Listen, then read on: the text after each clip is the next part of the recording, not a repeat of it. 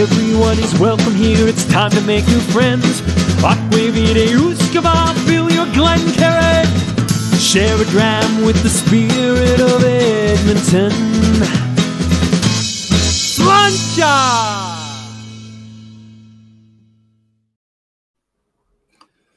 Good day, whiskey brothers, sisters, and friends, and welcome to the 7th book of season 3, right there. And interview 2 of 2 with this gentleman right there, Billy Abbott, the author of The Philosophy of Whisky. And as always, I'm honored to have you with here and in the future, today and later. And really, where else would you rather be, and where else could you delve so deeply into this book than with this author than here today? My name's Dolph. I'm the Spirit of Edmonton on social media platforms, founder of the Whisky Book Club, and I'm your host tonight. And for those of you that are a little bit new to the Whisky Book Club, I'll explain what we're about. It's a home base. It's a safe place for whiskey geeks, those that just love too much. And we like to share dram, and we share a passion for reading, and mostly about whiskey-related activities. So this book, it's the 18th book we've reviewed on this Whisky Book Club, and Billy Abbott's inaugural book. Now, Billy's been in the alcohol business for a while. He works with the Whisky Exchange. That's his main job. He's been blogging for a long time, initially on Billy's Booze blog, which morphed into Spirited Matters. And it hasn't changed since. It's still Spirited Matters, right? Yeah, for now. We'll see how it goes. He's a freelance writer, presenter, educator. He's a judge for tons of international drink competitions covering whiskey, beer, Asian spirits, I believe, as well. So welcome, Billy. How you doing? And what's in your glass tonight? Well, I'm doing all right. And this evening, I've got a dram of a vaguely new release. Came out a month or so ago by my friends up at Dornoch Castle Distillery, Phil and Simon Thompson brothers. They've done a couple of blended whiskies recently. This is actually blend. They got a blended malt, I think, as well. Nice. And they try to put some whiskies out there that don't disappear in a ballot within about 2.5 seconds of them putting them on sale. So, so 6-year-old, heavily sherried, old-fashioned style whiskey, just the sort of thing. It's getting a little bit cold here in the UK now. So, what percentage is it? Was it 46, 43? What are they doing for this one? Nicely, 46%. It is rested, as they say, and bottled in Dornoch. Basically, Phil and Simon pulled together a sort of vatting in some various different bits. I think they bought a chunk of it in one go and then been sort of tweaking it themselves. And so it's a 6-year-old, well, it's aged over 6 years. Okay. It's just a really good everyday dram. They've got this, and they've got another one which is not so heavily sherried. Both really great. And I helped them out with some words for the back label, and they sent me some as a thank you. And so I've been drinking it ever since as my everyday whiskey. So. And I was saying that you have a healthy dent pulled out of that, but you have a case of it, so you can do whatever you've got. Yeah, I've got enough to keep me going for a little while. Excellent. And I don't know if the weather is winter-like for you now. It is for us in Canada, or Western Canada anyways. Lots of snow, it's cold. And this is the perfect time for me with the sherried whiskeys. So we finally, in the past week or so, the mysterious everything being slightly too warm and everybody going, oh, it's unseasonably warm, has now stopped. We're not Canada level yet. We're very much sort of like, I can still stand outside and not lose a limb. Where, Canada, I know that's a little bit different on occasion. So perfect weather though for beginnings of the sherry season. For dram. And I notice you still use that same glass. Every time I talk to you, it's that one, as opposed to the Glencairn. Is it a favorite glass, or is it just something that's handy? There's an element of contractual obligation involved. It's a glass designed by my boss, and so I use them all the time. I'm just used to them. They're my standard glasses for work.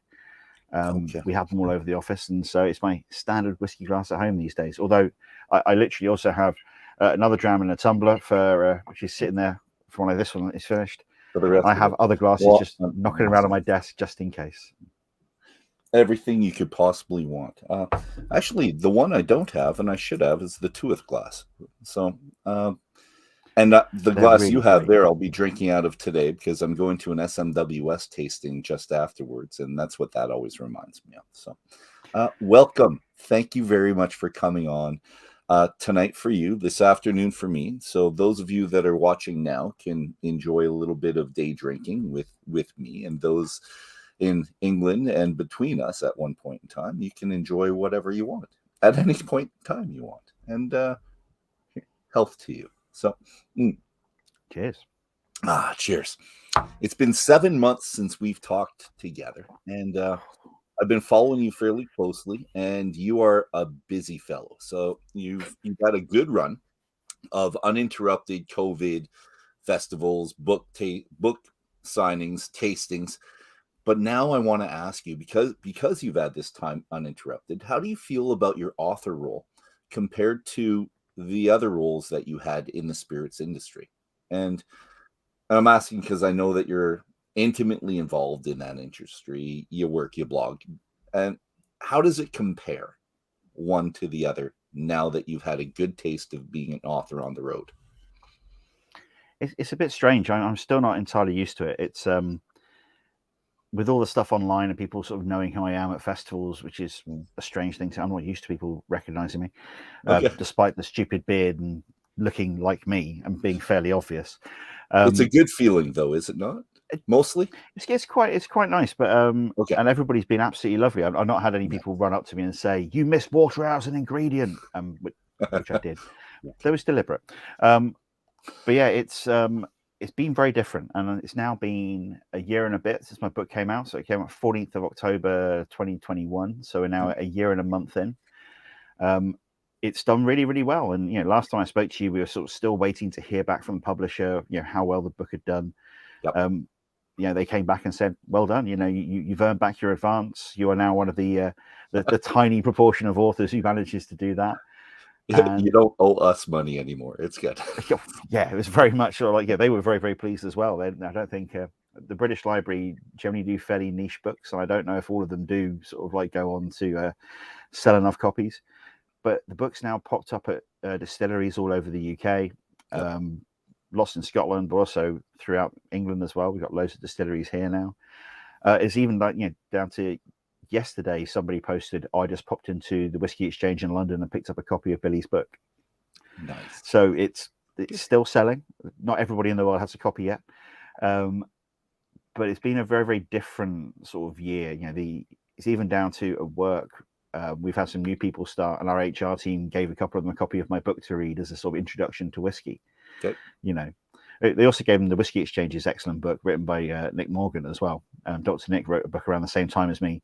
Okay. His one's a lot bigger and much more in depth, but it's more intimidating. So maybe they picked yours first, I'm thinking. I like to think that, but it's been a really interesting year of sort of like combining all these, adding a different role to this pile of weird things I do in the whiskey world. It's now almost 12 years I've been working in whiskey, and I think it's next week is like the 13th anniversary or 14th anniversary of my blog. Nice. So yeah, it's there we go. Yeah, so next Wednesday is I think the 13th anniversary of me starting writing exclusively about booze. Well, you're gonna have to do something special that day. Did you have a plan? Currently, it involves going down the pub probably, but that is pretty much my plan every Wednesday. So it's about the same as normal, but we'll see how it goes. And It's a particularly awful pub down the road from the office, but I can have a pint of crappy beer. But they do, and I can't tell anybody where it is because of this fact. For some reason, they have a bottle of Springbank local barley behind the bar. And you want to be the only one that gets to dip into that from time to time. There's a few of us who do dip into it on occasion, but they're selling it for ridiculously cheap. They don't quite know what they have. They're not a bar which has any other whiskey at all. Okay. They mostly sell really bad beer and terrible cocktails. Yeah, I once had an old fashioned from them and did not finish the old fashioned, which is a that bad. Oh yeah, I've had pre-mixed old fashions that I finish, so that's got to be pretty bad. I do want to ask you though, do you get the logistics on what's sold? Because I'm wondering if your book sold more in the first 3 months it came out, or the 7 months after you started touring really and signing with the books. Do you know? I don't get the exact numbers, but sort of like anecdotal data from chatting with people is that, you know, there was a lot of sales initially, then there was sort of like you know, a burst of people who are waiting for it. And based on my own sales, because I sell them through my books from my own website, philosophyofwhisky.com, and that sort of slowed down a bit now. But it seems to be just getting into that thing of, it's a book which just sits on the shelves now, and it's actually got out to enough booksellers, and you know, it's not a book that bookshops just grabbed immediately. But now it's one that I see pop up more and more often. My local bookshop now finally has a copy. Every now and again, whenever I go in there, there's one on the shelf. You've been asking for it for a year. So you think they'd have it right away. It's like, come on. I emailed the guy, and I had a look around. Actually, my local buyer for my local sort of big chain bookshop doesn't seem to like booze. So yeah, there's like a tiny little pile of booze books on the shelf. I think he might have finally read my email, which said, "I live down the road. Please, can you put a copy in there so I can send a photograph to my mum?" And yeah, so but no, even when it launched, it was weird that the first person who sent me a picture saying, "I've seen your book on the shelf," was on the 15th of October, so the day after launch, and it was in Limerick in Ireland, so not even vaguely close to the British Library. And it's I think the second picture I got was from somebody in Australia. So it's gone around the world a bit, and it's now just seemingly bedded down as a book that's on the shelf, and it's just happily bimbling along and wandering through. So your publishers did well, though, to get it out so quickly, I'm guessing. Yeah, no, the British Library, they're only a very, very small team who actually work on the publishing side. You know, the British Library itself is like, you know, the library of note in the UK, and every book ever published, there's a copy in the British Library. But yeah, their publishing wing is a very, very small team who have done really quite good job, considering the fact there are only like 5 or 6 of them to commission, edit, and publish all the books they do. And so yeah, I've been really, really grateful to them. I think last time we spoke, I was up for an award. I was up for the Fortnum and Mason debut book award. Unfortunately, I didn't win it. I did, however, lose to somebody I know who wrote one of the best wine books in the past decade. So I will allow it. I've got a copy myself. It's absolutely incredible book, and it's a lifelong work. And so my little book versus Amanda Barnes's South America Wine Guide. So that's the name of the book. If you want to know about South American wine, buy Amanda's book. It's excellent. How much do you stay abreast of other liquors, other alcohols, is that something you delve into heartily mostly now? Because I think you'd be focusing mostly on because your job is not just whiskey, it's whiskey and was it Asian spirits? Was it those two? My job is actually all forms of alcohol. All forms. Okay. At the Whisky Exchange, I've done a lot more training over the past year, and sort of bits and pieces of writing here and there. But I cover my training schedule, everything, even down to like on Friday afternoon, I was doing a port and sherry training session.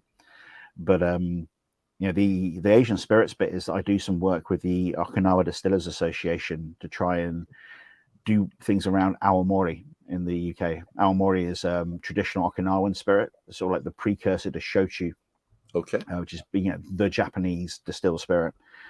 And yeah, I just before lockdown went to visit them, and during lockdown they trained me up over Zoom all about the wonders of Asian spirits, and especially awamori and shochu. And so I've been trying to do bits and pieces of trying to get that into the world, which is it's difficult because we only have like one brand available in the UK, and that's only vaguely available. But yeah, little by little bit, we're getting the word out there and helping people to try great things, which you don't normally find. But yeah. Well, and that's what I want. I want to experiment, but I want someone to guide me, because I've experimented with things that I didn't know, and it's usually the pretty picture with a nice bottle or something unique you get, and it's horrible, or you don't know what you're looking for. It is my problem, Billy, and that's it, because you don't know what to expect and what to appreciate in other forms of alcohol if you don't have some type of mentor. So I'm glad you guys are doing that. It's nice. Yeah, it gives me an excuse to officially look after some stuff that isn't whiskey, because everybody knows me as a whiskey guy. Whiskey is the thing which is got me. Well, strangely, tequila and mezcal were the things that actually finally got me my job. I wrote an article, and some folks at the Whisky Exchange and the sister company saw I had done, and then sort of knew who I was from that moment, and then sort of approached me after they'd read that. So, but yeah, it's I'm maybe known as a whiskey guy, but I try and keep my hand in on everything and just try and keep an eye on everything out there, because distilled spirits especially, but beer and wine's this gigantic hole in my knowledge that I want to learn more about. But there's so much information, and it's so specific, the wine information you get as well. But good luck with that. And I think you'll be reading a lot if you're going to delve into every possible alcoholic beverage. But my hat's off to you, kind sir. What? I have my Jancis Robinson's Guide to Wine Grapes by my desk, just in case. You never know when you might need it. And that is, I have piles and piles of books. Because I find the print at, I don't know what, a 6 or a 4. It's just good for you. I need a magnifying glass, I think, at that point. My glasses are very strong, but still, I need to do something. Varifocal lenses. That's what it's all about. Varifocals. I'm going to get back to the book very specifically, because I left off with 4 or 5 questions still. And this was one of them that I had last time. So you've seen this question, but I think you read it probably 7 months ago. So let's do it again. So in relation to Scotland, I've heard that, and this is your quote, a culture of distrust of authority, a love of distilled spirit, and a network of locals ready to pass on information when a gouger was spotted, all helped to keep the distillers going. But I did not think of their role, mine, as the ability to break down a still and hide it before the excise men found you. And you talked about that, and I never thought of that. I didn't think of breaking it down. I always thought of a hiding process. I don't know how they hid it, but it makes sense that they did break it down. Now I'm wondering, because I thought this was a great idea, and I'm wondering if you've ever seen a simulation of this at a fair, where they have a still and they could break it down, because I'd like to. And I think there are distilleries out there that have a play on the illicit still, or kind of that era that they want to link themselves to. Wouldn't this be great to see at one of your spirit festivals? I think that'd be great.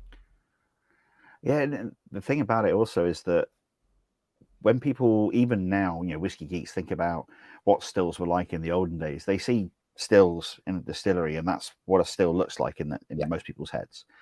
And even if you go down to even a smaller one, so if you go to Glenlivet, and if you're very lucky on some kind of sort of festival day at Glenlivet, they'll rock out the small still. Oh, and nice. I've tried some spirit from it. Generally, what they do is they get some low wines, duty paid low wines, so all above law, legal sort of thing, and they'll fill up the still with some low wines, and they'll distill it over coal or over wood, and you end up sitting there with a little worm tub bucket sort of thing, and then you can try some spirit straight off the still. I've got a little sample of it from when I visited Glenlivet recently next door. But even that looks like a still. It's fairly portable in that, if it wasn't really hot, I could pick it up and, under my arm and run away with it. But there's a lot of sort of stories around the stills not looking like stills. And if you look into the rum world and look into some of the Asian spirits world, into the sort of world of tequila and mezcal making, you see these stills that don't look like stills anymore. They're clay pots, they're wooden tubs and things like that. And so when it comes to the breaking down and hiding things, I remember reading in some book somewhere a story of, a gauger sort of turning up and sort of going through a farm and eventually reconstructing the still from all these different pieces of sort of like what just looked like innocent farm machinery that had been laid out all over the farm. And actually when assembled, they became a still again. But, wooden tubs, a couple of sort of like funnels over here for doing something else with, and it's all actually a still in real life. And I think that'll be a marvelous thing of just sitting there with here's a replication of an old farm, but really it's a still. The joys of Transformers, more than meets the eye and all that. Okay. Well, if no one does it anytime soon, maybe I'll try to do this to get on one of the circuits here in North America. Have someone pay me to put a still together and throw it away. My problem, though, thinking about this is because I have distilled on a smaller still, and I'm not saying when or where, but what you have at the end of it is a very sour smelling mash. And to my nose, it smells like rotten hot dogs or overly cooked hot dogs, and how do you mask that if someone's coming? Where would you put that so that it didn't smell, or something would smell worse than that? Because manure smells better than that, I think, in my mind. So I really don't know where it's going to be hidden. Well, it was one of the ways that the illicit stills were often found. It was literally that they could smell them, but also that when they'd have to get rid of waste when they were making whiskey anyway, and so they pour it into streams and things like that. And often the gauges would sort of sit at the bottom of streams, just test the water quality, and sort of go, this is very much rank water here. Let's follow the stream uphill and find out what's up there. Okay. And so that sort of like getting rid of the gunk is an ongoing issue. And I still remember going to see Phil and Simon Thompson, who put this whiskey together. Yeah. Tiny little distillery in an old fire station out the back of the hotel their family runs up in Dornoch. Sort of Glenmorangie is on the south side of the Firth, and Dornoch Castle Hotel and Royal Dornoch Golf Course are on the north side of the Firth. And they had a guy turn up with this weird tank, which was literally some random tank he strapped wheels on. So a little bit like a submarine, weird shaped thing. And they pumped all the gunk out the still into the tank for him, all the pot ale. And he was a local lettuce farmer. And so he would take this stuff away and spray it on his lettuces. So it may smell awful, and it really does. But it's a fantastic product for sort of like, fertilizer and sort of like making sure the plants grow well. Okay. So yeah, if you've had organic lettuces from the Dornoch area, there's a chance you might be eating leafy things that were fertilized by leftover whiskey bits. So I could potentially take this wastewater and put it into someone's garden somewhere, and it would not kill. Beautiful, luscious grass and pretty flowers. Okay. Well, thank you. That's good to know. I think my favorite use I've heard of it so far is, because all the leftover spent grains as well. I mean, there's all these stories. If you go to a distillery in Scotland, and I've now discovered since, if you go anywhere they use grain, they will tell you about the happy cows. Yeah. Because there's always some alcohol leftovers. Oh yes, happy cows. But you can, and what they often do is in Scotland, they'll mix the pot ale with the draff, and they'll make cattle cake. So basically make sort of lumps of stuff for cattle to eat. I think it's Kavalan in Taiwan. They press the draft, and maybe pot ale as well. I'm not entirely certain of the process, and they sell it as delicious, healthy biscuits in their gift shop when you leave the distillery. And they don't need to do that. They could give it to the cows. Come on, Kavalan. I don't know how many cows they've got in that part of Taiwan, but they do have literally millions of visitors hungry to eat random bits of leftover grain. Okay. Because if you've done your job properly, there's not a lot good left in that grain. It's not a lot of sugar left. So, and when I brew, there's always residual sugar. I can't get rid of it enough because I don't brew on a grand enough scale. And distilling, it's the same thing. You can't. And we do have the same stories here, but they all give it to the local farmers because that's a point of pride that you're part of the community. So it's too bad for Kavalan because they must add something to it to make it tasty, because I've tasted it. When you go on the distillery brewery tours, you're tasting what's there, and just remarkably, there's no sugar, but it's not tasty whatsoever. Yeah. It's granular. It just breaks apart. Okay. But at the same time, though, a delicious and healthy biscuit, you sit there going, okay. I don't expect this to taste nice at all. It tastes healthy. It's almost like eating health food. There we go. Lovely. That's it. I'm eating grass or something like. Okay, good. Oh, let's take this quote off of here so we can see our beautiful faces a little bit better. Here, let's change this to that. There. Hello. That way I don't have to. Hello, yes. You can see everything now. So now I'm going to go back to the coffee still. We were talking about still, so I might as well do the coffee still question. And how, in your book, you talk about how this enabled grocers like William Teacher, John Dewar, the brothers, John and James Chavas, James White, Charles McKay, to create lighter spirits that were in demand as a result of the great French wine blight. So we knew about that in the past and that this came at this point in time. But I'm wondering if you've read something specifically that they did at that time, altering the flavor and color because they had this neutral spirit. So what did they do for the color and maybe mouthfeel or whatever it would be, that continued or ended up being copied from one house to one grocer to another, and that maybe survived over time that we don't know about now. Something that they created by doing this. That's what I'm looking for. I don't know. I haven't really heard of anything in particular. The only real thing, and this is something which really I think came in around this time, although it was well known in sort of lower quality spirits and just in spirits in general, because there's a lot of dodginess around then, was the introduction of caramel coloring in the whiskey world. Because before then, there was no coloring because people were buying, single malt, and it was all inconsistent and nobody really knew what was going on. And I think you mentioned this point in time, they're after consistency. Coloring. Sorry, did you not mention tea coloring? I think I remember that, but I'm not sure if it was for the coloring. I don't think so. In place of that, caramel coloring spirit caramel has been a big thing in the whiskey world, in the spirits world for a long time, because it's stable. When you start using things like other different adjuncts, they're not stable, and so they fade in light and things like that. Whereas caramel coloring works well.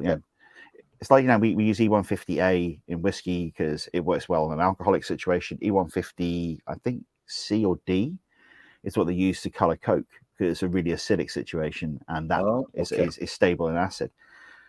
But I've seen a bottle, and again, the Thompsons are much on my mind today, it seems, because Phil and Simon have got an original, early 20th century, late 19th century bottle of caramel coloring. Just sat in the bar. Very thick and viscous now, this one? Because it's basically you can turn upside down and it doesn't move. But we're very, very thick. So that was the main one. But back then there may well have been lots of dodginess that was added to whiskey. There's a fantastic book called Bad Whiskey, which I thoroughly recommend everybody read, especially if you're somebody who criticizes whiskey today. You can look at back in it's got recipes for what used to be American whiskey back in the day, which generally involves sulfuric acid and a bit of creosote and things like that. But they used to have loads of adjuncts they'd add to spirit to, try and give it flavor without having to use expensive extra bits. You don't want to use a malt whiskey when you can just stick a load of creosote in there. Well, caramel coloring is fairly cheap. It's burnt sugar, essentially, right? So that should be fairly cheap. Who wrote Bad Whiskey? Do you remember? Oh, I can't remember. It's unfortunately it's dark in this room, so unfortunately I can't see it on my shelf. That's right. But if you search it, it's just called Bad Whiskey, and it's part of this little sort of selection of books where you want to learn about the history of whiskey, especially in Scotland, along with Scotch Mist, which is a mist as in MISSED. These two books will tell you the sort of history of old distilleries which have gone away, and then all the horrible, horrible things that people used to do to whiskey, to spirits, to try and sell them. Nice. There's lots of stuff about shellac, which is not only a great thing for sticking things together, for sort of doing varnishing, it also has a nice hue to a whiskey and an interesting mouthfeel. So it's there were lots of weird things that people did back then. But those big guys you mentioned, Arthur Bell and Teachers and the Shivers Brothers and White Mackay and everybody, they were the reason why they've continued, the reason why they've survived into the present day was because they didn't do those things. They were the folks who sold honest whiskey, because most of the other folks are sort of slightly more fly by night, make a thing, then run away before people came back to find them after they went blind.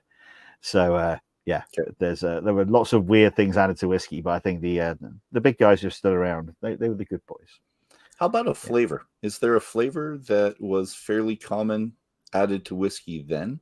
Because I know they added herbs and different things, but is there something that might have kind of survived?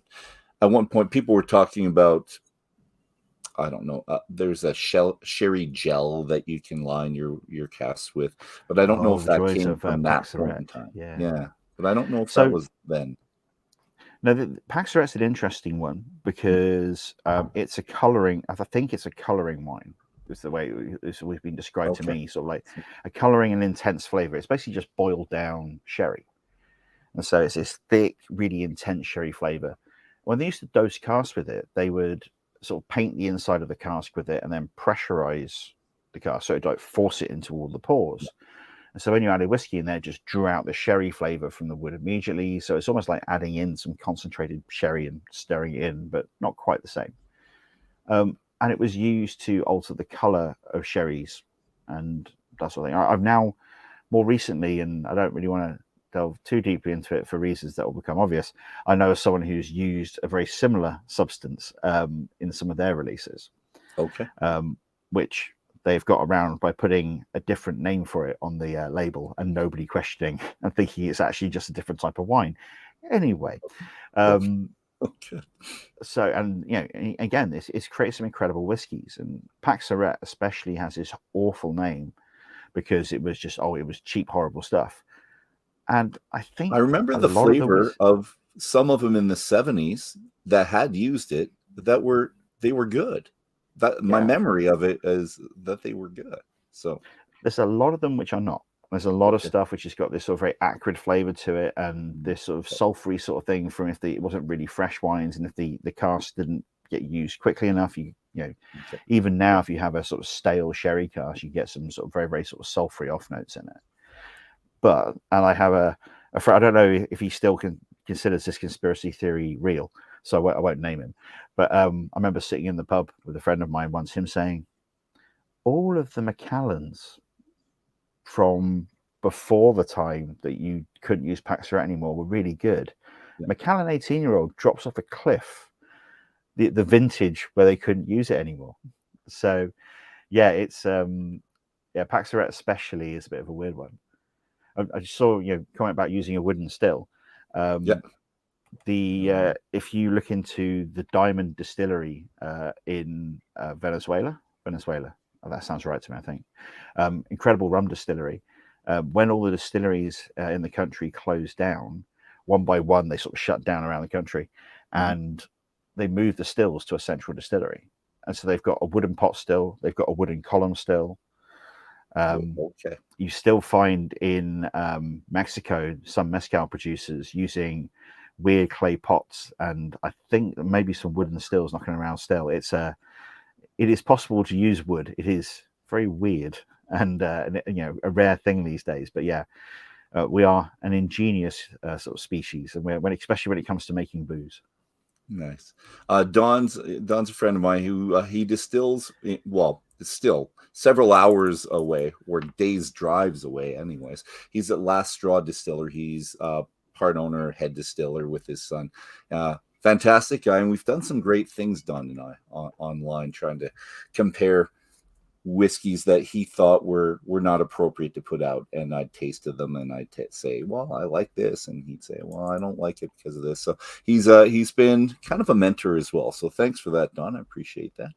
And I'm going to get back to the book, and this is a philosophy book. You don't want to call it that, but you did call it that, so we're going to be a philosophy book. So we're now. Someone else called it that, and I tried to put some philosophy into it.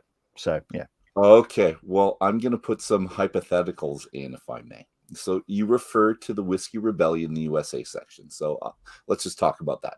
So I'm pretty sure I would, like the Americans, rally against the authorities, but eventually bow to them once I'm faced with the army. So I would oppose them, but with a gun in my face, I'm pretty sure I would back off. But possibly I would have done it to see how far the government would go to oppose me, or maybe they would do something.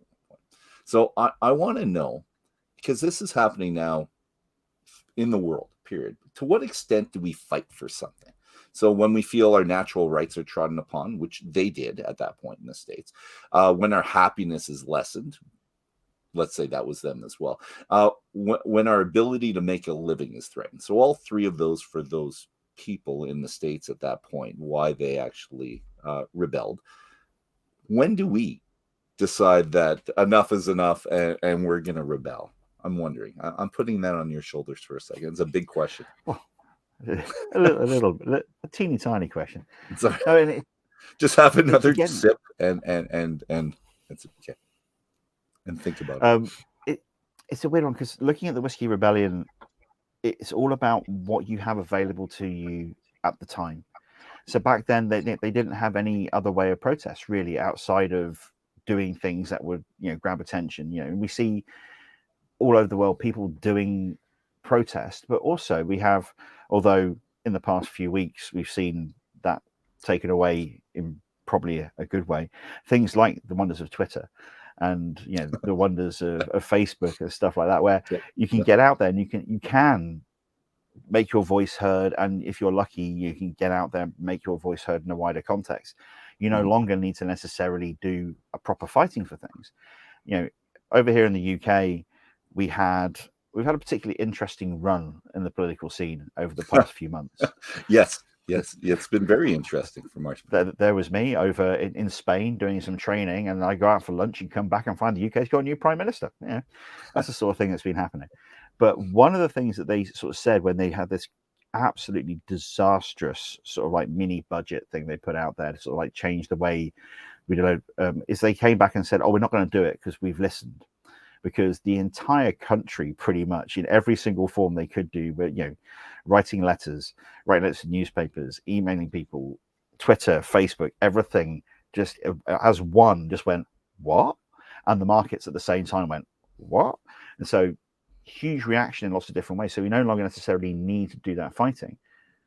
But at the same time, there are many bits at the moment where people are borderline going out on the street and looking out in the world. There are lots of people who are getting out onto the street.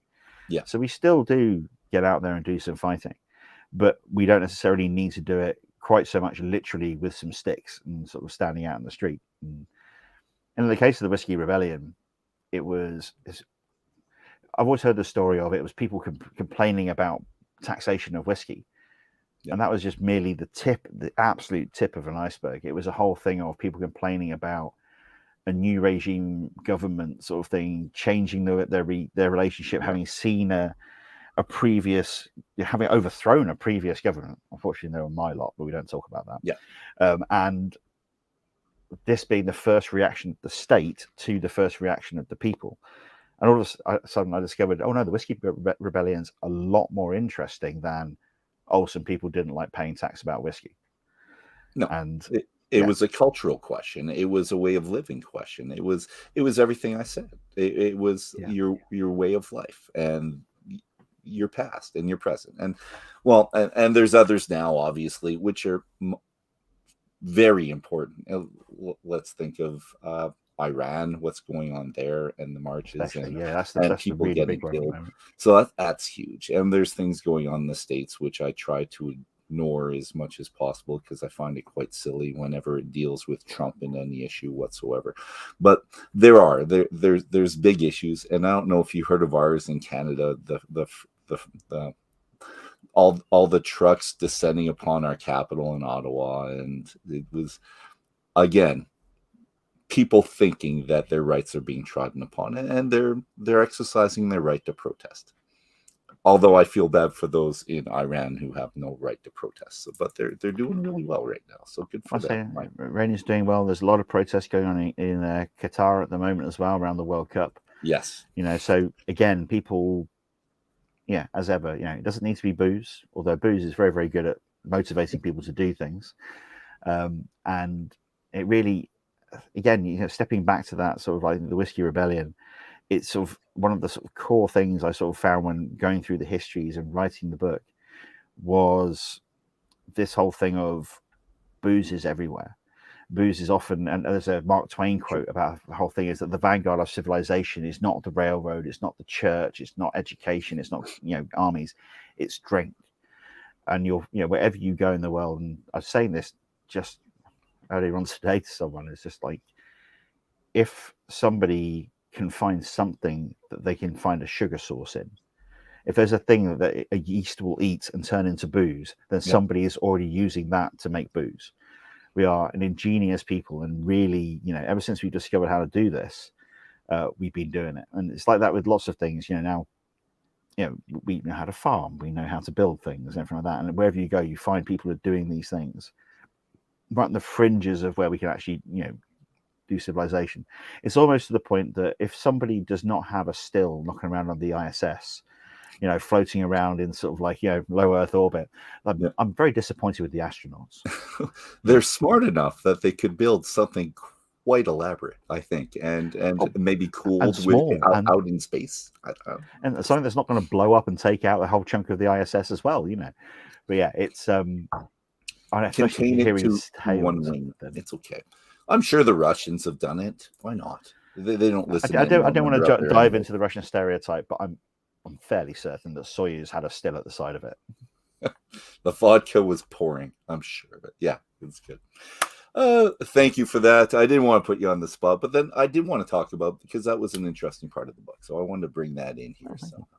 And the other part that I don't want to miss, and some people do this, looking at the back of the book, you added a further reading session.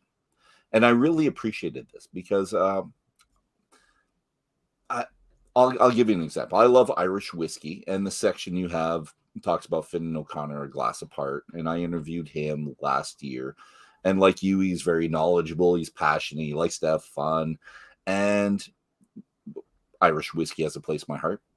I'm wondering if you had the opportunity to speak with many of those authors, and if you have, or you've just read them, I'm wondering which one of the books had the biggest influence on your writing as an author.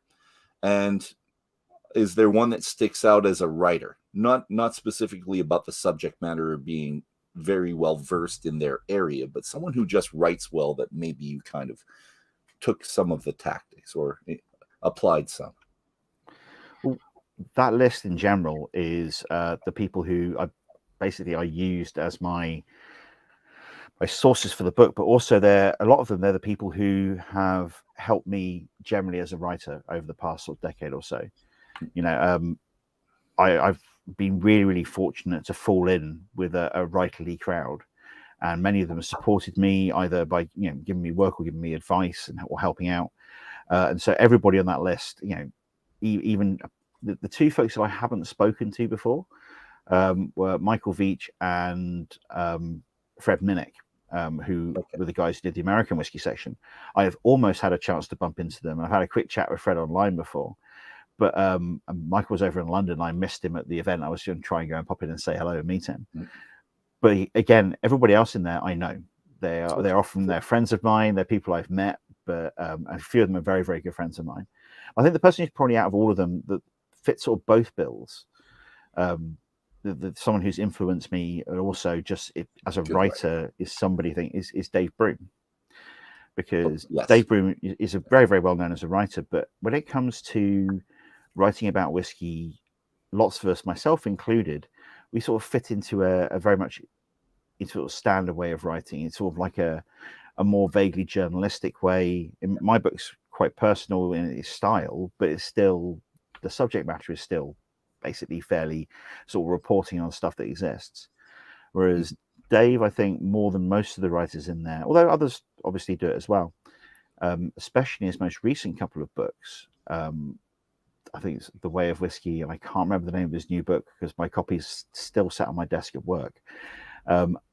It's almost like it's not quite a gonzo writing like Hunter S. Thompson style, but the concept of gonzo is always about the writer inserting themselves into the story, and they are very much Dave wandering around a place and learning stuff. And I recently read a sort of pre-release copy of a book about Pete by a guy called Michael Billett, which I really hope does get published soon because it's absolutely excellent. And that again is a book about the science and the history and social history of something, but through the author just wandering around and doing things and playing with his dog. And Dave has got that sort of approach of just writing as a guy walking around looking at things, and then bringing that experience and bringing you along with him. And so seeing that is very much sort of like it's a rightly sort of like a thing of me looking at it going, I think I should probably try and steal some of this idea. I've seen this in other places as well. And it's okay. Recently, was it Robert McFarlane, who I think it's Robert McFarlane, he wrote a book. I'm reading my first of his books, and it's a book called Underland, all about spaces underground and humankind's sort of like relationship with those spaces. I'm reading it thinking, why have I not read everything this man's ever done before? This is ridiculous. But again, it's that same idea of revealing important stuff about the universe, or whiskey may not be that important stuff about the universe, but it sort of is to us. Yes. but doing it through a It very, is very our personal universe, or lens. mine more than yours, but Yeah. Yes. But yeah, no, it is very much that whole thing of it's really through a personal lens and sort of like, you know, which makes it even sort of more powerful. So, but Dave in general has been somebody who's really sort of helped me and supported me through my career, along with folks like Dom Roscoe, who's also in that list as well, who gave me my first proper paid writing work and supported me all the way through. But yeah, everybody on that list pretty much I sort of met and sort of hung out with, and they have looked after me. I've attempted to look after them where I can as well on occasion. Nice. But yeah, so it's a further reading list, both of these are the people whose books I stole in order to write my book, but also people who just generally you need to read their stuff because they're great.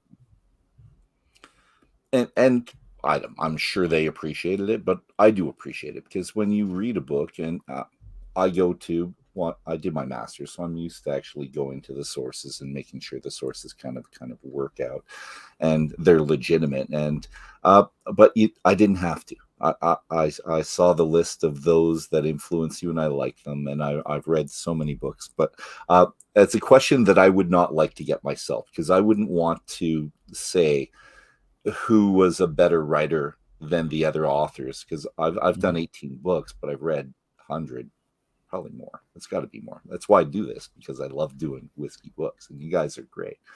But yeah, there's some really good writers out there in any field. So you pick your field, whatever interests you, and there's certain writers that just draw you in. And I don't know if it's because they're a fantastic writer or they just have a style that connects with you. So I think any of those books, any of those authors that I've interviewed or you have in the back are worthy of picking up their book. I think you should. And it was very, very much when I was writing that section, because I don't know if I had all of them or under a pile of things, but there's 10 books in the series now. It's not just my one. We sort of have in the back sort of a part of the other ones. So I wanted the beer, and the tattoo one. The tattoo one confused me. I didn't expect it when I saw that. Oh, it's like, oh, okay. I didn't think the tattoos one is. I still haven't finished reading it, but the lady who wrote the curry one, which is the one which isn't in that list, which is the latest one, she recommended it to me because she was recommended it when she was writing her book. It's by a guy who describes himself as a sort of boring middle manager who wears a shirt always down to the sleeves, always has his top button done up, because everything from here, apart from his hands, is tattooed, full body sleeve. And so he hides it all, sort of thing. But it's a book about cultural appropriation. It's a book about people sort of like, you know, transferring information between cultures and everything like that. And it's really interesting.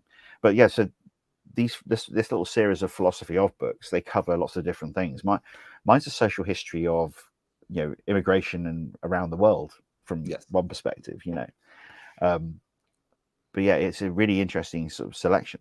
But all of them have like a little further reading section, so a little sort of thing. And my one, as far as I can tell, is the longest of all of them, because I really did go through and say, these are the folks where I've got the information. These are people who you really need to go and read them, because you'll find the information you need. And I'd say the book which probably helped me the most out of all of them, as in a place where I didn't have the knowledge I needed, was Finn and Connor.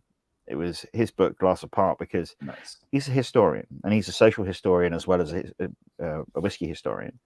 And one of the things we do not get taught in England in schools is all the bad things we did. Because I sort of jokingly read about how, you know, the book is a list of all the really awful things that the English did. It's not. It barely scrapes the surface of the absolute horrors that we committed back in time. And Ireland especially, we barely touched that in school. And so I was reading this book from Finland and just going, one, I now understand why the Irish don't like the English quite so much, but also the history of whiskey intertwined with the social history of Ireland really sort of explained a lot more about what happened in Ireland. And so using that and a book by Peter Mulryan about distilling and a few other bits and pieces and other resources, I put together 900 to 1,000 words, I think it is, on Ireland in this book, which is nothing. I have a 6,000, 7,000 word treatise elsewhere of my sort of my original thing, if I had to cut and cut and cut to get it down to fitting into this slender tome. But yeah, so everybody who's in that list, their books have added something different, you know. So Finnan's added a load of just knowledge I didn't have before. But then you have earlier ones like, you know, Charlie McLean's books in there and Michael Jackson's books. You know, Michael Jackson's Whiskey Compendium. Is it Michael Jackson's Whiskey Compendium? I need to. Yeah, my Whiskey Compendium. My original copy of that, which I was given way back when, that's the book where we go, oh, people write tasting notes. I've never seen that before. Even though Michael's tasting notes are like 4 words, and that's it. He's the master of the I'm okay with tiny that.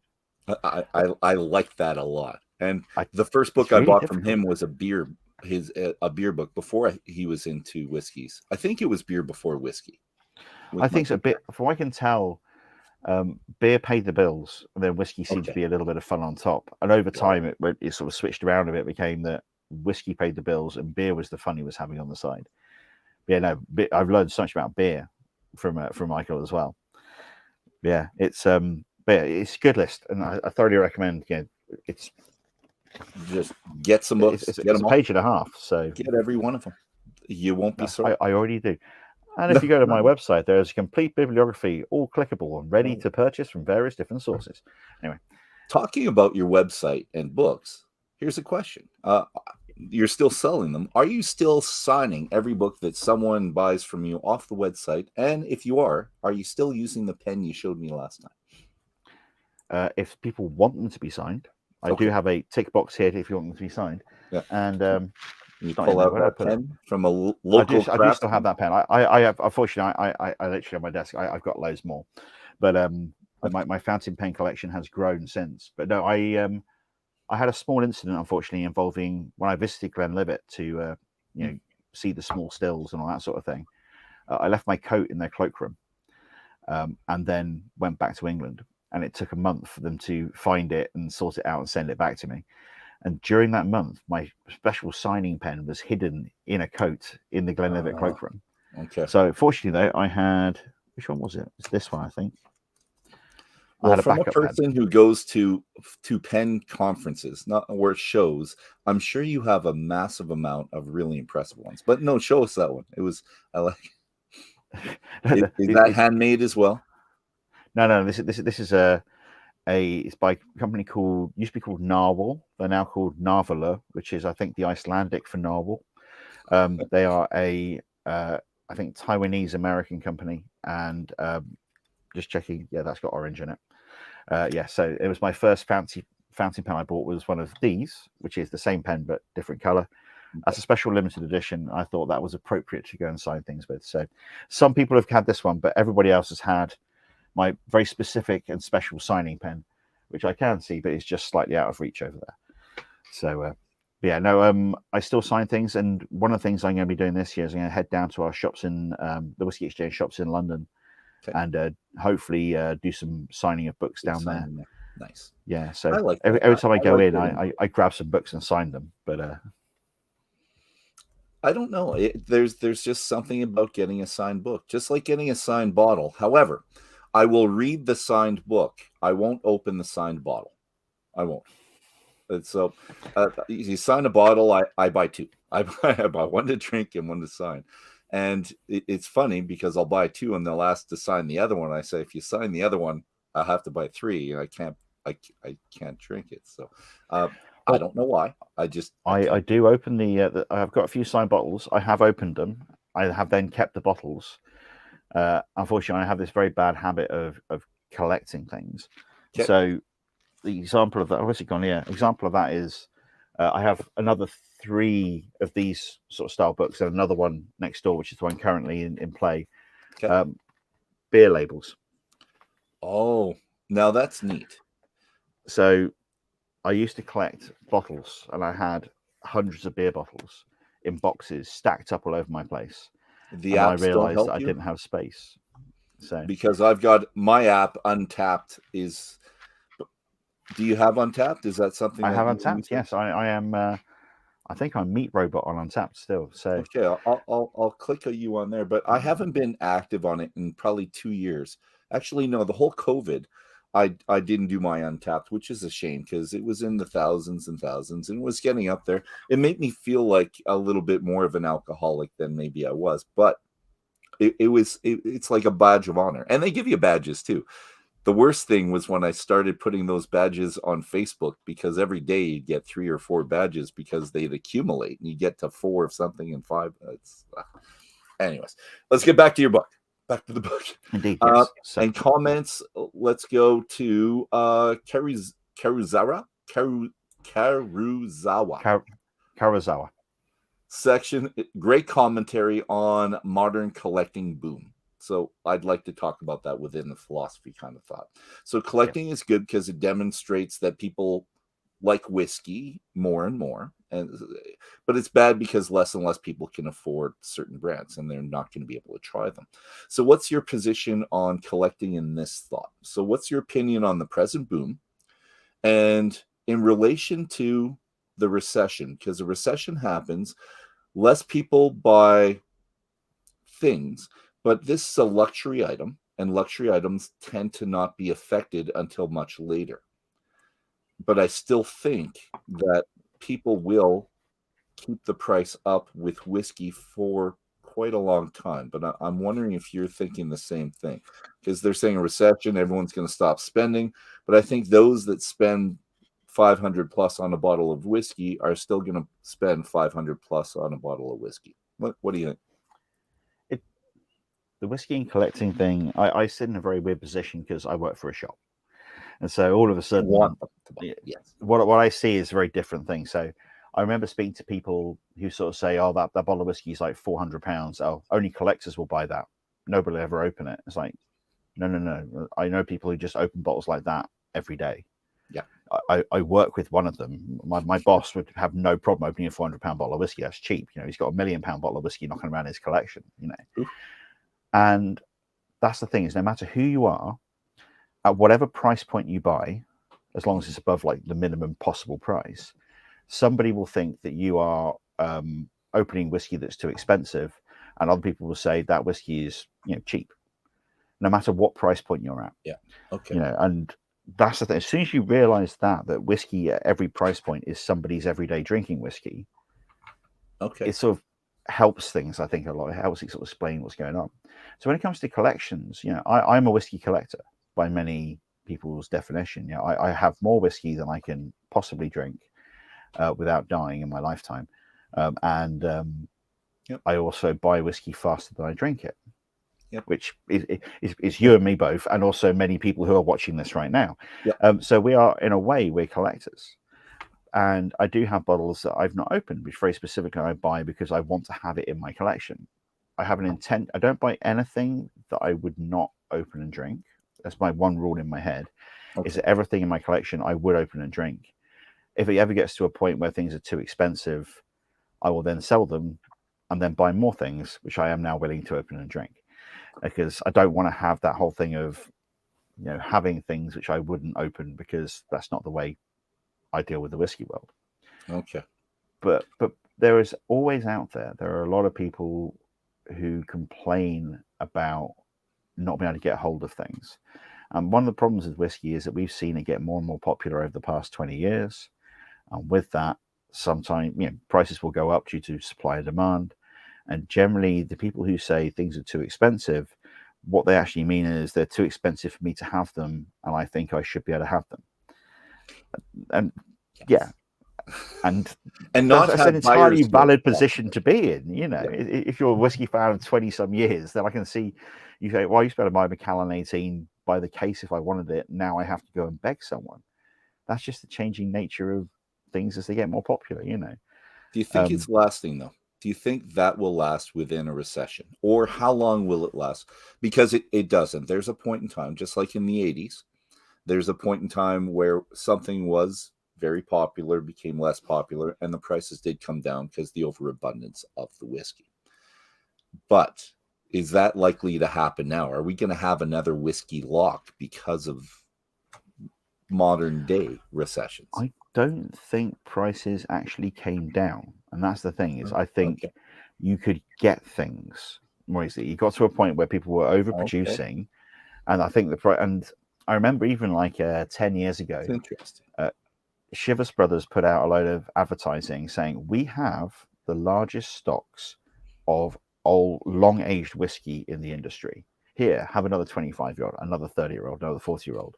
Okay. Within a year, Glenlivet 12-year-old had left the market in the UK to be replaced by an NAS. And then they stopped the advertising because they didn't have the stocks they thought they did. And I don't think we're going to see necessarily an end. I wrote years ago as an article on my blog about bubbles and about financial bubbles. I used to work in the finance world, and I wrote this article based on my very limited knowledge of finance and to listening to NPR's Planet Money podcast, which is my main source at the time of all financial knowledge and economics. I've now moved on to a UK podcast called More or Less. So, yeah, I'm not necessarily, I don't have great sources for it. But they did a bunch of programs on NPR about the market and rational markets and irrational markets. And they had a pair of Nobel Prize winners, one of whom, in the same year, if I remember correctly, one of whom wrote about how markets are irrational and therefore bubbles are a thing. And another guy wrote about markets being rational and bubbles not being a thing. And they had both papers in the same year, and they both won the Nobel Prize for economics for their individual papers, because they're saying, we don't know. And that was brilliant. And so I wrote it through that lens a little bit. But then lots of friends of mine who actually work in finance popped up and said, this is not big enough and mainstream enough yet to be a proper bubble. Now people are saying, okay, maybe you were right. And actually it's now hit the mainstream sort of level. I don't really see it in that way. Prices, when people talk about prices rising, they generally talk about prices rising of things that are at the top end. So you're looking at your Macallan 18s, your weird, stupid Macallans, your things involving Aston Martin, stuff with James Bond involved. All these things which are done as expensive, shiny things for somebody to buy for a collection. Yeah. You know, not the sort of thing that we buy and drink. And as blogger Oliver Klimek, who based over in Germany, he used to run dramming.com. He's now stopped blogging about whiskey. He mainly just posts pictures of various different interesting meat products that he's made that week. He's an incredible charcuterie maker. He's one of the malt maniacs from the olden days. And he wrote, every few years, he would do a comparison of certain core lines of whiskey over the time, and then add in another column of here's the prices this year. I've tried on several occasions to sort of update that and continue his work. And then, you know, unfortunately, I see a shiny thing in the distance and run off to go and look at that instead.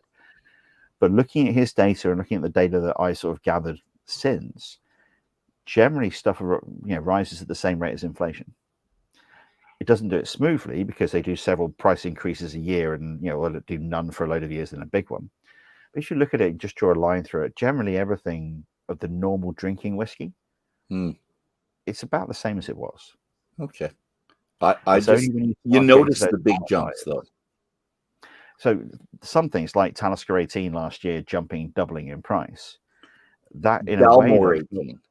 Oh, Dalmore 18, that is one which is properly ridiculous. That's popped up now, and we did a top 10 video at Whisky Exchange. We do, like, you know, top 10 whiskies, and Dalmore 18 was in our top 10 whiskies for December. And then we discovered the price for it, and we're sitting there trying, how do we do a video discussing this without mentioning it? And we couldn't. It wasn't sort of you can mention when you talk about the quality of a whiskey. But the jump in price there is a bit silly, and you do see occasional ones where that happen. But Dalmore 15, which in my opinion has always been the solid drinking whiskey in the middle of that range, that's still bimbling on the same way as it was. And so there are things which jump. And the cigar malt too. You know, I think the cigar malt kept its pace. It's gone up slightly. But that's the thing. A lot of these things, we see the headline things, we see the big jumps. The SMWS are getting a load of criticism this month because over the past 6 months they've had a really big sort of like price increase. When you actually look at it, you know, things jumping up by £10 each release and things like that. Yeah. But if you look at it over time, rather than just little isolated cases, often you'll find that actually most things are fine. And so I don't think we're going to see prices drop. I think what we may see is less stupid things. Okay. Yeah, not so many things which are bottled in a chunk of an Aston Martin engine. you know. Yes, and going Yeah. from one ocean to the other and one time zone over, I don't know, into space for 30 seconds or something ridiculous. And I'm with you. Yeah. Although I have bought certain whiskeys that I will not drink because it was unique. And we talked about it last time. One, it was from Western Canada, where you had the stave put into the whiskey itself. So it was the new make with the stave in it. I bought that because it was unique. I'll never drink that unless I have a tasting and everyone wants 15 mils or something, just a little bit. But no, I can agree with that. That's good. No, that's a good take on it. I like that. All right. And we're going to talk a little bit more about what in your book has influenced me, because I hold tastings every 3 weeks, roughly, for the Alberta Scotch Society. And I like the session, and I've employed this since, about using all 5 of your senses with tasting whiskey, because we wouldn't. I'd always talk about the mouthfeel, because that's what I liked. That's what was important to me when, and why I like Irish whiskey or redbreast, that type of whiskey. It's why I like. But doing all of those, I'll ask you first. Do you have a sense that you go to that other people don't, that you find surprising? And I want to see if it's the same as I've been thinking of. Not so much, because most of the people I speak to generally do sort of use all their senses these days. But the one which is always least used, sound is not really a thing which people sort of like, focus on. But as I said in the book, the pop of a cork is really, really important to this sort of like, that's the reason why they still have corks. But for me, it's touch. It's, as you say, it's mouthfeel. That's the thing which increasingly I find other people engaging with, because smell and taste, which are the same thing really, sort of combined, but aroma and flavor, the touch, sight and sound. Sound not so much, sight everybody looks at whiskey, but it's that touch, it's that mouthfeel. And I do a lot of training of WSET stuff, so wine and spirits educational trust spirits courses. And Nick King, the guy who put together the level 2 level 3 courses, he is someone very, very obsessed with texture, and very much has focused on texture as a thing when we're training people to talk about spirits, is to dive into that. And it's the thing which, if you say for you, it's really important, that texture, that mouthfeel is the reason why you can distinguish certain whiskies, or you like certain whiskies better than other whiskies. But it's something that most sort of like lay people who aren't really into spirits, don't really think about. And so when I train people in spirits, all of a sudden you see a room full of people going, oh, actually, and then I put down in front of them something which is rich and oily, something which is watery, and they try them and go, oh, okay, no, these are different. It's a whole part of the drinking experience that people have been experiencing, but they've not been focusing on it, and it's all been entirely below sort of like conscious level, but has really influenced them. And that's the one which I'm finding more and more. When you talk texture, are you including the legs on the glass as well? Are you kind of focusing on that for sight? Because I'm wondering. Basically, is that well, if it's got really big legs on the glass, then it's gonna that's gonna be reflected in the texture on the mouth, sort of thing. But again, it's not something I really sort of focus on. But when it comes to sight, I can giving a nice swirl and then seeing how it looks has always been something which I'm a big fan of, and I still sort of stand by the fact that one of my most disappointing whiskies ever was one I still like. It was a Bamore duty-free bottling, and I sat there in a chair one day, and it was sat next to a lamp, and the color coming through the whiskey was the most beautiful red, and it was like a big sort of shadow across the table. I took a photograph of it, but the bottle was turned around, and so I got the back of the bottle. And the back label of the bottle, just the bit I took the photograph, was about to post it online saying, this looks amazing. Look at the color on this whiskey. Bottom line of the label said, mit Farbstoff. Which means coloring. And so I sat there, admiring this incredible color of this whiskey, and it was entirely man-made. Well, I know whiskey's color is entirely man-made too, but it was selected by somebody on a Pantone chart, that sort of thing. So of course it looked good. They made sure of it. I try to pull people away from the look a little bit because too much judgment on the color. However, I have been focusing lately on, we've had a lot of, well, and you've seen this more and more with the different wine finishes, trying to see a little bit of a pink hue or something. And I get a lot of independent bottlers, non-chill filtered, no coloring. So trying to just pick that out of it, just trying to get a little bit geeky.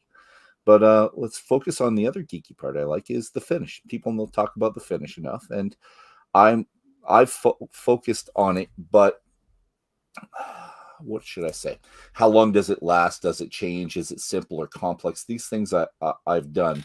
But do you find this more important now that we have young whiskeys making it into the market?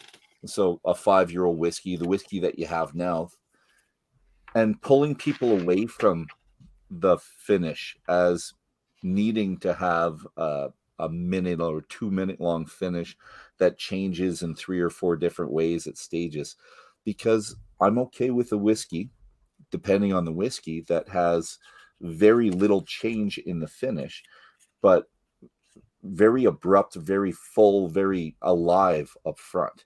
So I've been focusing on that, but trying to temper these two and make people see the difference between a younger whiskey and what to expect, and maybe an 18-year-old, 25-year-old, 30-year-old, what to expect. And if you get the same finish from an 8 from a 25, I think there's a problem.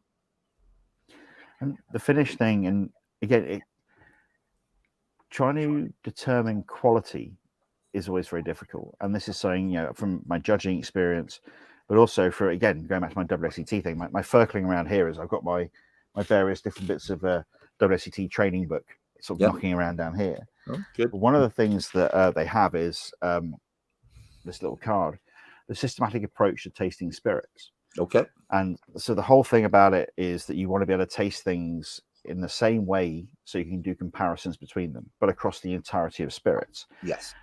And then one of the things they have in here is, down the bottom here, we have, within the palette, you have finish, you have length, and you have nature. So how long is it? And then is it simple, complex, neutral, whatever? And right at the bottom, we have a quality level. And this determining the quality level is a really difficult thing. But looking at it in a more academic sense and looking at this sort of framework has helped me outside of WSET, just to sort of think about quality.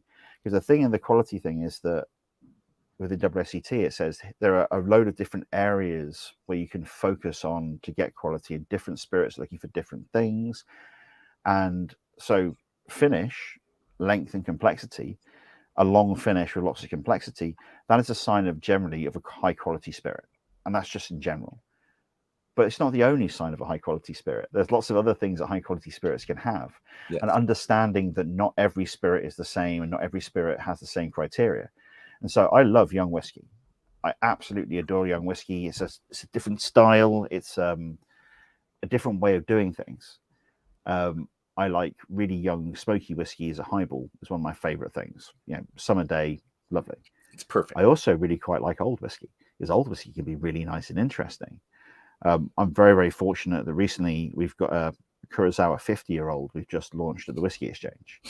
Okay. And we were pouring it at the Whisky Show. It's £35,000 a bottle. It's absolutely ridiculous. It's £35,000 for a 50 cl bottle as well, not even a full-size one. And we were pouring it on my stand at the Whisky Show, and I got to have a little taste of it. We were charging normally, I think, £350 for a taster, and which is obscene. It's just totally ridiculous amounts of money for it. But I tried it, and it was actually amazing. I've tried some old Kurosawas before that tasted very muddy, which weren't really great, really. Okay. But this was an absolutely incredible old whiskey with layers of flavor, incredibly long finish, complexity up front, on the nose, everywhere. But at the same time, on my stand, like 3 bottles along, I had like an 11-year-old Ben Rennes from a sherry cask, which was also really, really enjoyable. Yep. Sorry? It's meaty. It's got presence to it with the 11-year-old. But yeah, it's not the same as a 50-year-old. They're both very enjoyable in their own ways. And understanding that the quality of a spirit and things like finishes and things like that, they're not the only sort of like criteria. There's a load of criteria, and things go up and down in different places. And that's something that really something like WSET is sort of, it's really interesting in that it's a very strict, very rigid framework in WSET. But that's helped me apply that to the much more wishy-washy framework of outside of WSET assessment, me going, do I like a thing? Or not? Yeah. And so, and it's really interesting to see when you take those things, you can generalize them. It just helps you sort of master your thoughts and think through processes of things. As you say, talking to people about finishes, and I know people who rigidly sort of go, of course, this has got a short finish, therefore it's rubbish. You know, it's like, well, no, it's not really going that way. You know, the big WSET thing is always, can you have a good vodka? And I don't that question is a really interesting question, because if you speak to whiskey people, a lot of time will say, well, no, it doesn't taste of anything. But if you're somebody who's interested in mouthfeel and texture, and the technical approach to making, vodka is all about mouthfeel, texture, and the technical approach to reducing flavor in such a way that there is still character without there necessarily being flavor and aroma. I quite like vodka. I don't know if I could say that I like vodka. I've felt the difference, and depending on the still, it will feel different on the still. And I don't know if I'm tasting a big difference in the grain that's being used, because I've had on one still where they're using corn on the same still where it's malted barley, and not tasting a difference. I can't. My palate is not attuned enough to taste that difference. It's a really it's when you get to that thing of what makes a quality spirit. Vodka doesn't taste of anything, therefore it's not going to have a long finish. Can it still be good? And there is a definite discussion to be had there. But again, there are people who are devotees of vodka, and not just people who like doing shots. You know, people who actually are proper devotees of vodka, who can sit there and distinguish them. And one of the most interesting things to do as a spirits enthusiast in general is do a horizontal tasting of vodkas, so a cross-brand tasting of different vodka, just to see what you get. Okay, because they are all different, but the experience of them each one is different. You may not be able to tell them apart by flavor and say, try 3 of them and then go, if you give me those again, I could tell you which one was which. But as you try them, they are all different. And trying to explain those differences, that's a bit which is really weird, because it's totally outside of the sort of experience generally of somebody who is an aged spirits drinker or a heavily flavored spirits drinker. It's just this whole new dimension. And so, I find it really interesting on an intellectual level, but also I quite like vodka now, which is weird. I'm going to have to do that, because and that was my introduction to gins, really, because I wasn't a gin lover, and it was just the juniper flavor. And I like juniper, but it was now. I don't think I did then, but it was the same scenario. We had 8 different gins that a friend of mine picked specifically because of the divergence in flavors, and to get to know them based on these. And this was probably 10 years ago, so the amount of gins available were not very expansive. In the province of Quebec in Canada, they love their gin and they experimented, but it didn't seem like any other place in Canada did, so it was really hard to think of them as very different. But after this tasting, I could see the difference, and you start appreciating it. So I'm going to have to do that with the vodka. But this leads me to believe there's another part in your book that I liked a lot, and I wanted to do this with tasting, but it was with chilling the whiskey. So taking 30, 40 milliliters of the whiskey chilled, putting it in your hand. And I wanted to do this with 2 hands. I think you only said 1, but I was thinking doing one with water, one that did not have water, and just seeing how it changed after 0 minutes, 10 minutes, 20, a half hour, 45, just to see the difference in time, and trying to decipher the difference that water compared to non-water, but at the same time, the different temperatures. So maybe one at a time. I just do one at a time, but then doing both within a tasting, I think would be really fun. And I think you would see the difference. Well, no, I know I do, because I often do it in the winter time. I get a whiskey from my cold room. These are my whiskeys that are being drunk, that they're at the last little bit. They go into the cold room. I'm going to have them in the next month or so. So I'll grab one there, and it's about 10 degrees, as opposed to in my home 22 degrees roughly. So it's 10-degree whiskey. You have it, and it changes, and then changes even more half an hour into it once you've warmed it up beyond the 22 degrees. So I think that's fantastic. That I've done, but I haven't done it with a group. And I think that that's your idea, and I will do that. But I think I'm going to add the component of the water at the same time sometime, I think.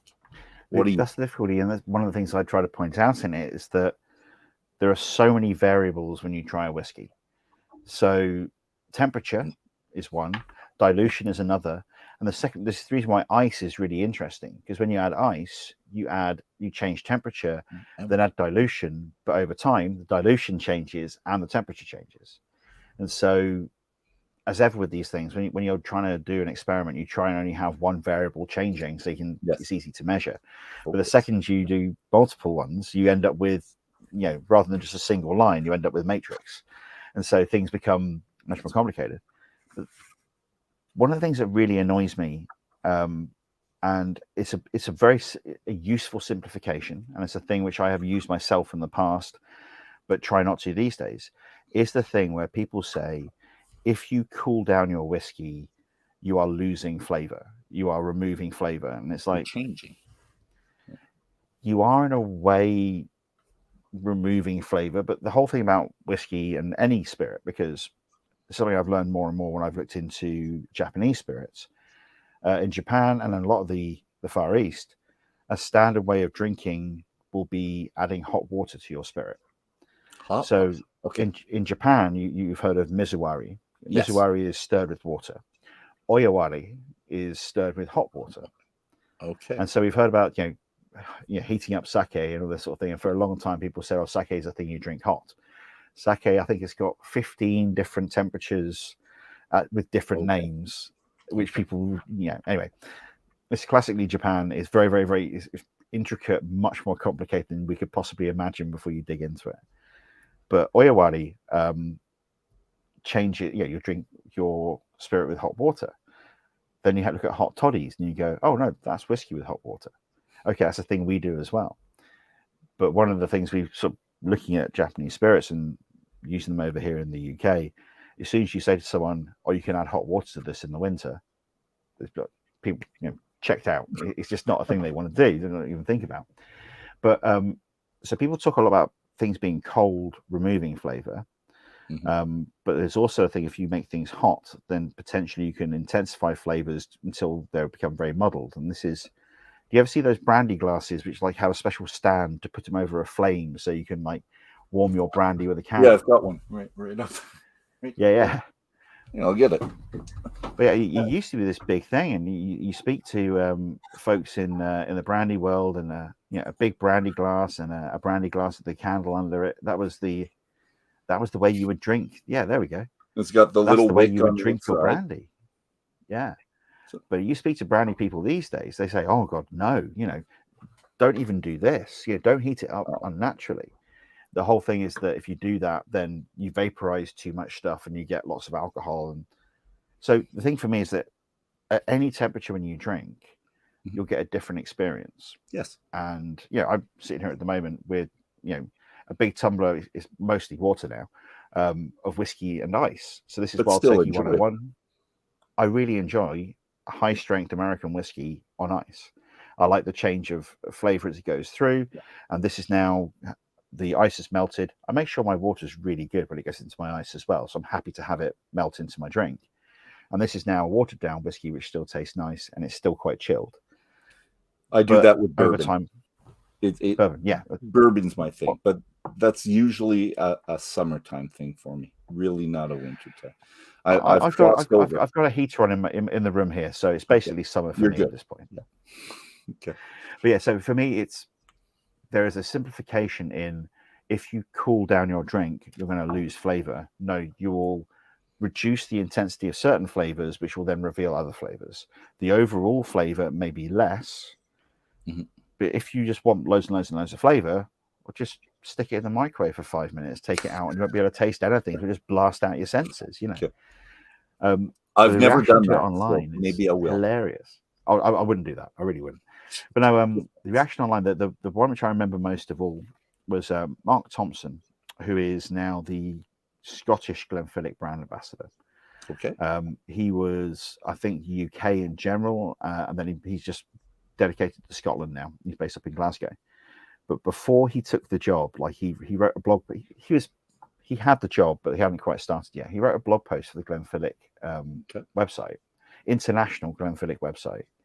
I don't know if it's still there, but it said, I really like taking a bottle of Glenfiddich 12-year-old and sticking it in the fridge and letting it chill for a few hours before I pour myself a dram. Okay. And the abuse he got online was incredible. It was up to not serious necessarily, but up to death threats. So, you know, it was that sort of level. Wow. You know how passionate people get about whiskey online.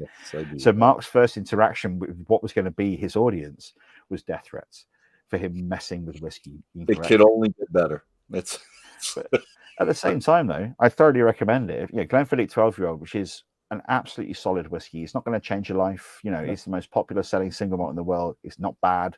It's not fantastic, but it's solid and it's a good thing to start with. If you have a choice on a plane, it's better than some of the others. Like I'd take that over a Johnny Walker Red. I would. Maybe not over Johnny Walker Black is in the same zone for me. But no, Glenfiddich 12-year-old from the fridge on a hot day is a beautiful thing. All right. But yeah, I got a bottle. Might as well. Yeah. So no, and I don't have a bottle in the house anymore. Last time I had one, I used it to set fire to a Christmas pudding. And my stepdad got very upset. It was really good for it, but yeah, he remembers Glenfiddich 12-year-old as being the pinnacle of Scotch whiskey that you could get back in the 1960s. Okay. And so me using it on a Christmas pudding was sacrilege. I then explained it wasn't quite the same these days, and he said, "Okay, that's fine then." But yeah, but no. So it's really a temperature, something I'm really intrigued by, and something which I think people should be much more interested in than they are, and less prescriptive. It's much more a thing of experiment, play around. Yeah, you'll find the place which is your sweet spot for any given moment. And that, Billy, is how we're going to leave this. And that's a fantastic note to leave things on. It's been, again, every time I meet you, I come up with more questions for the next meeting type thing than I have solved or gotten through this time. But lovely afternoon for me. Hopefully a great evening for you. I'm going from this to another tasting, but I'll think about you as we did this, and I'll tell people to go back and watch it after they've had an abundant amount of whiskey at this tasting, and they have something to do tonight. They'll come back and watch us. So hopefully people in the future will enjoy this as much as I did. So that's it. That's our conclusion. That's all the time we have. Whiskey brothers, whiskey sisters, whiskey friends. It's been fantastic morning, afternoon for me. And thanks to our listeners who joined us today. Don was the active guy on the side. So thank you very much, Don. And hope you will enjoy this in the future. Put the comments on the bottom. Special thanks again to this gentleman right here, Billy Abbott. I'm looking forward to seeing you again with your next book. And I know you're working on a couple. So we're going to show us the... that's it right there. That's part of it. Okay. I could read through. I can't show the title bit. I've got a notebook. However, it is an entirely empty notebook so far. But I've got the notebook with a title on the front, so that counts. But it's there. You know you've gone through it in your mind several times. You just have to. It's going to happen. And I'll be reading it, and I'll be wanting you back on here. So, as a final note, if you don't want to miss a minute of these or any future episodes, click the like, click the subscribe button. And as always, if you still have some whiskey in there, kind sir, we'll hold up a glass. Here's to good whiskey. Here's to good company. Here's to good conversation, sir. And here's to seeing you all in the future. Slanch. Cheers. Slanch. Thank you very much. And that, my friends, that. Clink.